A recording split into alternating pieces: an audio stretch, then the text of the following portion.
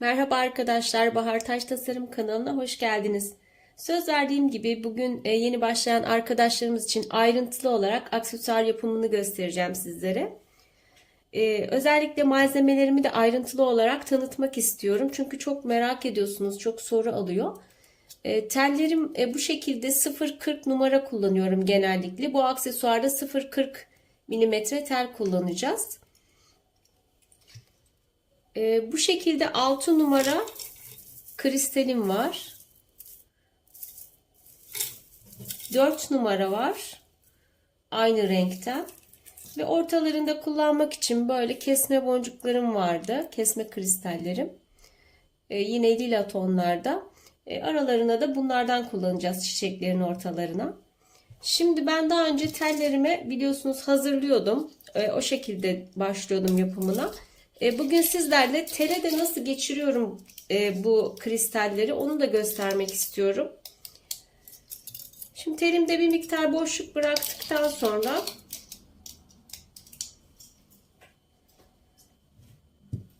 kristalimi alıyorum ve bu şekilde dip noktasından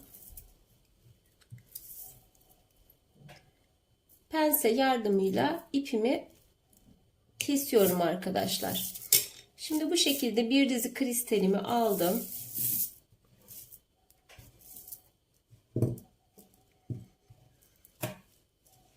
Ve telime geçirmeye başlıyorum. Hiç ipten çıkartmadan teli içerisine bu şekilde yürüterek gittiği yere kadar hemen telime geçiriyorum bu şekilde.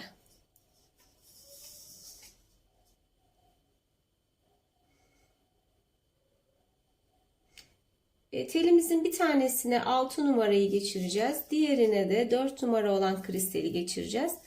Ve bu ikisiyle bir aksesuar yapacağız.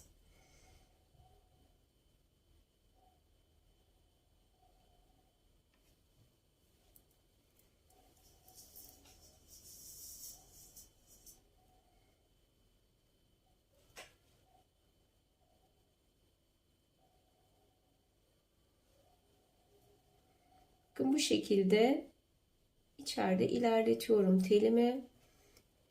Ve görüyorsunuz bu kadar bir anda geçmiş oldu tele. Bu arada arkadaşlar bayağı ağır bir grip geçirdiğim için sesimden de anlaşıldığı gibi henüz daha iyileşemedim fakat çok uzun bir ara verdiğim için artık videoyu çekmek istedim. Bu yüzden sesim kötü çıkabilir videoda. Şimdi ben bunun bir tanesini geçirdim. Bir tanesi muhtemelen yeterli olmayacağı için ben ikinciyi de geçireceğim. Ve diğer telime de 4 numaradan geçireceğim. Burayı anladığınızı düşünüyorum. O yüzden videoyu ben ilerleteyim. Hepsini dizdikten sonra başlangıç kısmına geçelim. Evet arkadaşlar tellerime geçirdim. Hepsinden ikisinden de ikişer dizi olmak üzere tellerimi ayrı ayrı geçirdim. Şimdi bir de bu kristallerimizi ortaya dizmek için ayrı bir parça kestim. Normalde bunu hem kalınlık vermesi için de yaptım. Ortadaki tellerimiz daha kalın olsun diye. Yaklaşık 2 metre kadar bir tel kestim. Bu telimin bir ucunu kıvırıyorum. Ve bu telime de bir miktar bu boncuklarımdan diziyorum şimdi. Yaklaşık bir 12-13 tane yapmamız yeterli olur herhalde. Eksik gelirse tekrardan dizeriz.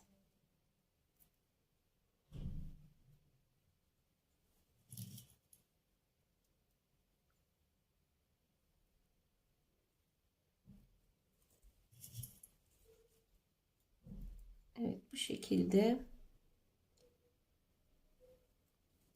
diziyorum. Bunun da ucunu kapatıyorum. Şimdi bunu bir kenarda bekleteyim. İlk başta diğer iki telimizle başlayacağız yapmaya.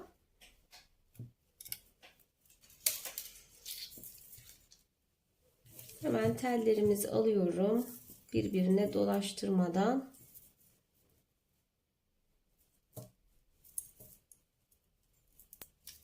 Evet, bu şekilde.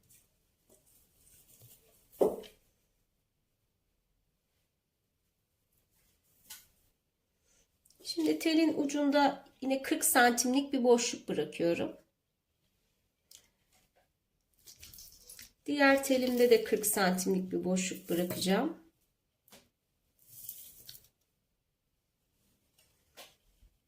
Böyle kıvırıyorum.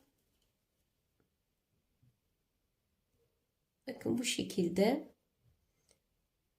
Tellerimi kıvırdıktan sonra bu ikisini birbirine bu şekilde kıvırarak başlangıç noktasını oluşturmaya başlıyorum.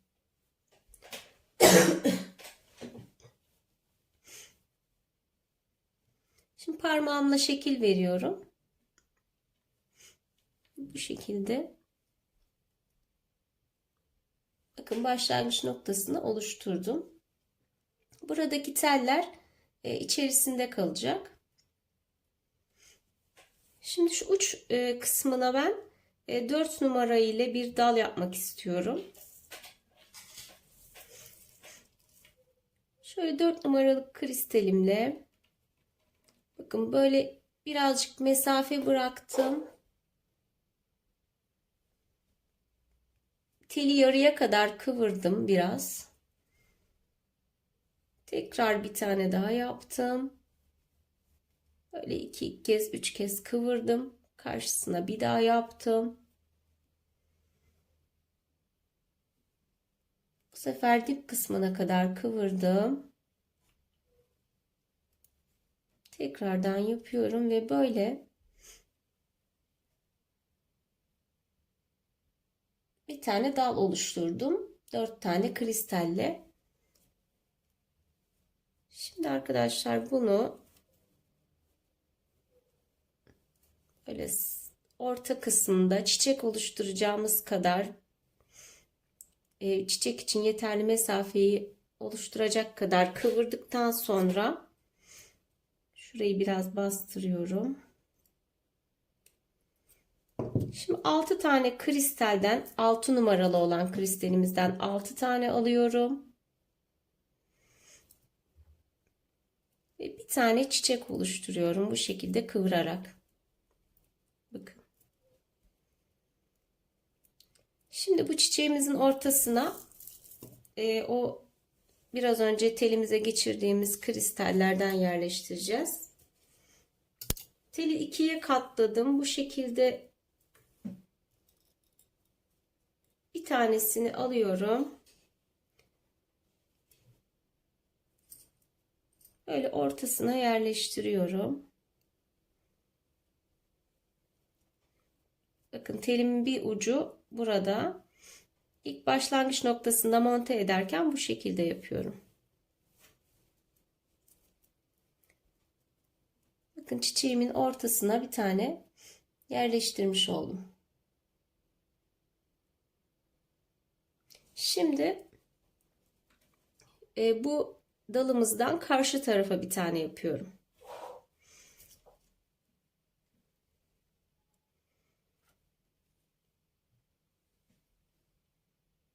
Bakın bir tane yarıya kadar kıvırdım.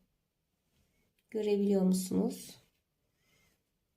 Tekrar aldım.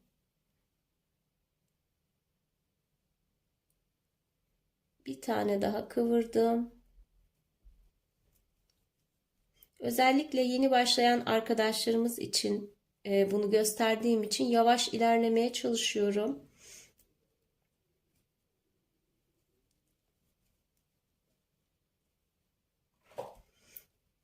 Bu şekilde dörtlü bir dal yaptım ve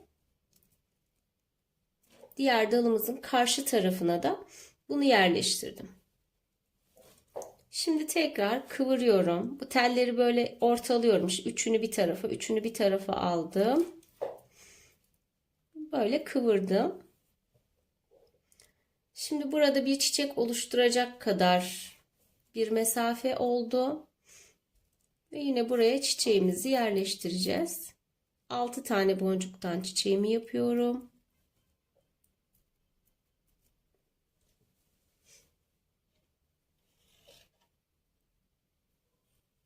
Bu kesme boncuklarımızdan bir tane ortasına yerleştireceğim.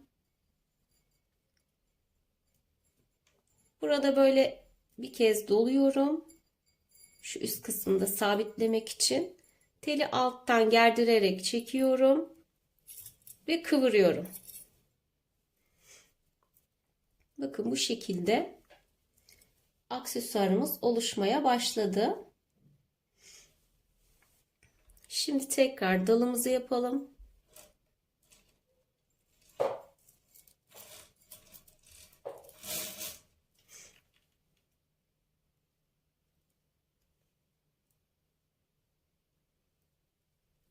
Bu şekilde kıvırdım.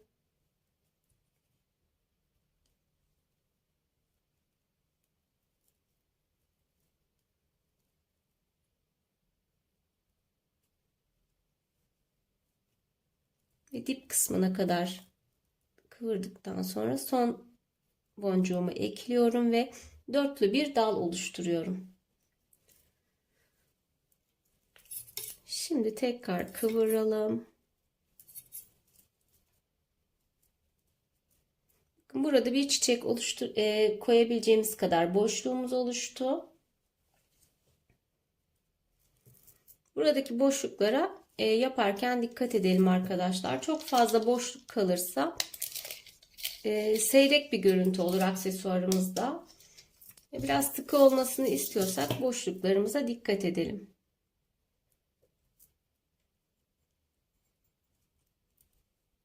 Bu şekilde kıvırdım yine. Bakın çiçeğimiz oldu. Ortasına bir tane yine kesme boncuğumuzu aldım. Bu şekilde dolayarak buraya sabitliyorum. Dediğim gibi yine alttan gerdirdim. Ve bu şekilde doladım. Bu işlemi aksesuar bitene kadar yapacağız arkadaşlar. Şimdi dalımı yapmaya ben devam ediyorum.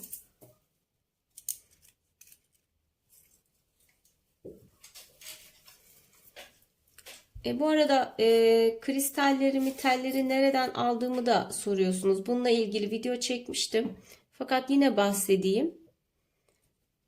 Ben kristalleri Eminönü'nden alıyorum arkadaşlar. Orada biliyorsunuz bir sürü toptancılar var. Herhangi birinden alabilirsiniz. Ben Altay Boncuk'tan alıyorum genellikle. Instagram sayfaları da var. İlk etapta az yapmak isteyen arkadaşlar oradan da sipariş verebilirler.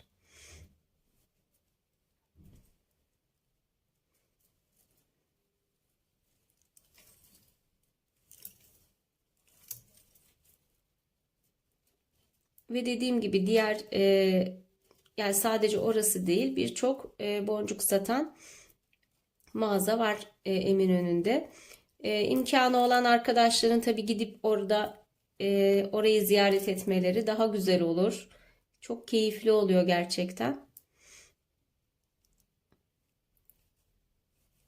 Bildiğim kadarıyla İzmir'de de Kapalı Çarşısı'nda bu tarz malzemelerin çok fazla satıldığını duydum ama tabii ki hiç oraya gitmek nasip olmadı. Orada olan arkadaşlarımız yine oradan da temin edebilirler.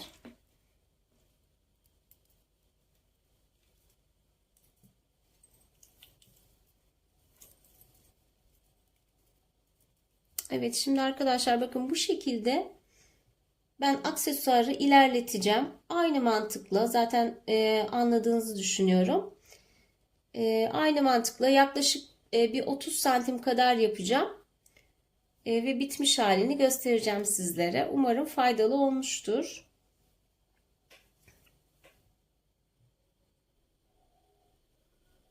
Evet arkadaşlar, aksesuarımız bu şekilde istediğim uzunluğa geldi. Yaklaşık 32 santim kadar olacak bitmişi. Şimdi bu bitiş noktasını göstermek istiyorum size. En son bu dalımızı yaptıktan sonra şöyle bir kez kıvırıyorum. Ve burada fazla olan tellerimizden iki tanesini burada kesmek istiyorum. Şöyle en kısa olanlarından bu şekilde kıvırarak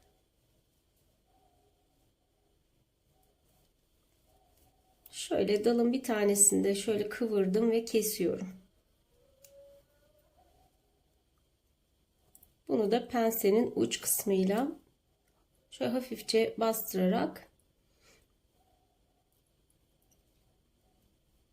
sivriliğini yok ettim.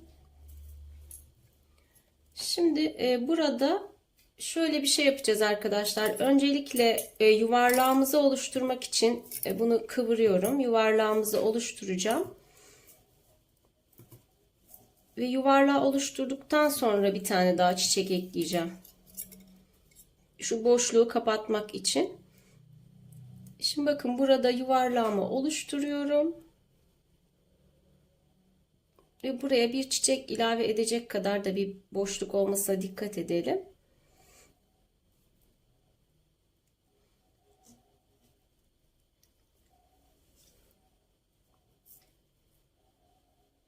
Şimdi burada 6 numara olan telimle bir çiçek oluşturacağım. Şöyle telim boşta olan tellerimden bir tanesini de bunun yanına bırakıyorum. Ve diğer 4 numara olan ve boşta olan diğer telimin iki tanesini yani bu şekilde kıvırdım.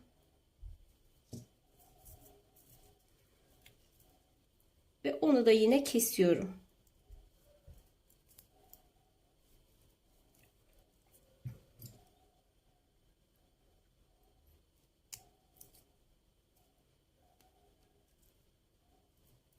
Evet arkadaşlar, bundan 4 numaradan 2 dizi yapmıştık. 2 dizi geçirmiştik telimize. Fakat bu çok fazla geldi. Ben daha önce daha fazla yapmıştım dallarına. O yüzden fazla gider diye düşündüm ama bir dizi geçirmeniz yeterli olacak. Yaklaşık olarak bir dizi gidiyor.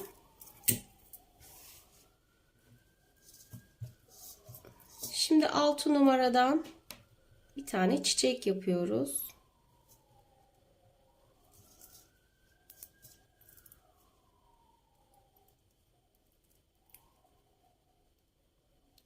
Ve bu şekilde burada hiç boşluk kalmamış oldu.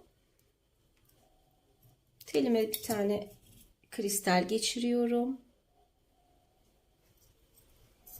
Ortasına yerleştiriyorum.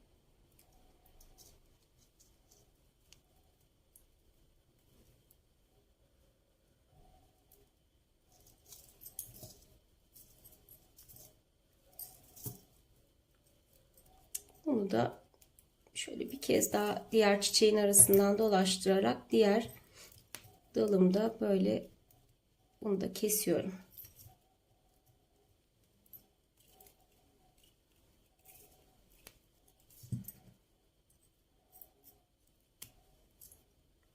Altı numaradan da yaklaşık 1,5 dizi gidiyor arkadaşlar. Yarım dizi kadar kaldı boncuğumuz. Bu orta kısımda pardon. Orta kısmında kullandığım kristallerin yerine siz bu kasalı dikme taşlarımız var parlak. Onlardan kullanabilirsiniz. Ya da elinizde yoksa şu 4 numara olan yuvarlak kristallerden aynı renkten ortasına da kullanabilirsiniz. Nasıl tercih ederseniz. Ve istediğiniz farklı renklerini tabii ki yapabilirsiniz. Ben bu şekilde bu aksesuarı sizlere bugün göstermek istedim. Hani daha kolay yapabileceğinizi düşünüyorum. İnce, yapımı kolay bir aksesuar. Yapmak isteyen arkadaşlara şimdiden kolay gelsin diyorum. Malzemelerinizi temin ettikten sonra sizler de bu aksesuarları yapabilirsiniz.